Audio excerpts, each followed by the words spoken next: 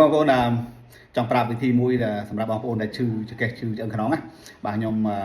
ប្រាប់វិធីដើម្បីធ្វើឲ្យធូរស្រាលមិនឲ្យឈឺតទៀតបាទខ្ញុំមានវិធីខ្ញុំឈឺឆ្អឹងខ្នងបងប្អូនហើយ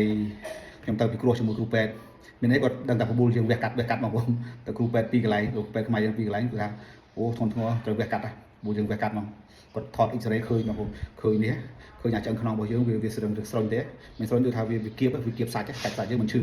អាចឆ្អឹងខ្នងយើងវាមានកម្មដែរដល់ពេលយើងរឿងចាស់ទៅឆ្អឹងរបស់យើងវារឿងស្រុញតិចធំតិចមិនប៉ះសាច់ឈឺបងប្អូនទៅវៀតណាមមានអីបងប្អូនទៅវៀតណាមពីគ្រូយោបល់មួយគ្រូពេទ្យវៀតណាមទៅតាមពេទ្យវៀតណាមគាត់ថាបាច់វះកាត់ដែរធ្វើតាមគាត់ជាបាទធ្វើតាមគាត់ជាមែនបងប្អូនបាទពេទ្យគាត់និយាយបាទគាត់ឲ្យធ្វើម៉េចបងប្អូនធ្វើតាមឡើយខ្ញុំប្រាប់ហើយបងប្អូនចាំធ្វើតាមមើលបើមិនមានឈឺឆ្កេះឈឺខ្នងដូចខ្ញុំអញ្ចឹងណាហើយធ្វើតាមគ្រូពេទ្យគាត់ថាមែនណាតែបានផលអត់ខ្ញុំធ្វើបានផលបងប្អូនលេងមិនធ្វើមើលបងប្អូនយើងឈឺឆ្កេះទេគ្រូពេទ្យគាត់ថាយើងនឹងវាលើគីឡូតិចតម្រូវយើងវាធ្ងន់ណាបាទអញ្ចឹងវិធីល្អគាត់ថាឯងត្រូវសម្រក់ទម្ងន់តិច10គីឡូហើយនេះឈឺឡើងហ្នឹងបងប្អូនហើយគាត់ថានេះក៏ប្រាប់ឲ្យយើងធ្វើនៅក្នុងបន្ទប់របស់គាត់ក៏មានគេអីយ៉ាងណាគាត់ថាធ្វើតាមគាត់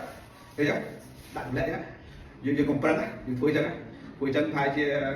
បន្តិចទៅបានបាទទៅអញ្ចឹងថ្ងៃ2 ដង 3 ដងអញ្ចឹងបាទបើសិនយើងអត់មានប្រដាប់អីហ្នឹងយើងមានកន្លែងលើកឆាប់បានទេវាគឺតោមចេះក៏បានដែរហ្នឹងបាទធ្វើទៅបងប្អូនមែនហើយ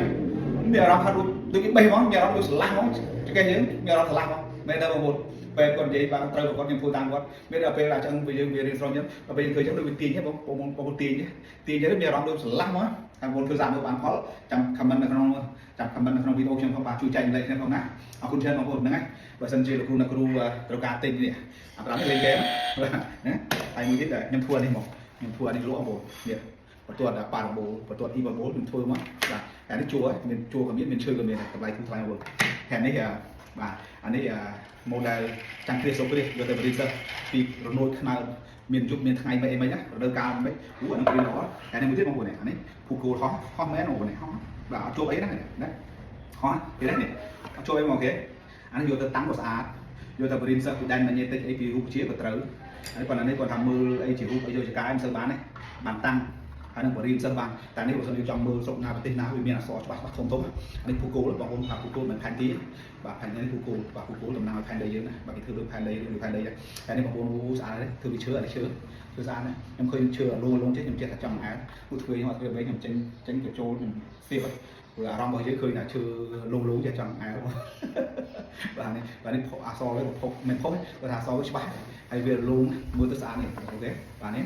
តាមមែនទេនេះធ្វើពីដៃរកនៅទីផ្សារមានណានៅទីផ្សារមាននេះបាទមានតែជួបងនេះជួធ្វើជួស្អាតស្អាតអត់ល្អទេបាទយើងវាលងយកកន្ទិញទៅដាក់តាំងស្អាតបាទទឹក office យើងអី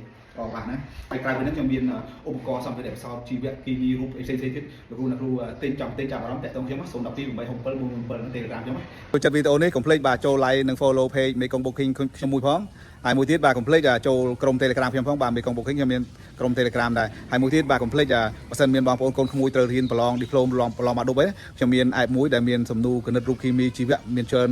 បាទច្រើនសំណួរមែនតើអាចចូលមើលចូលរៀន free តែម្ដងបាទ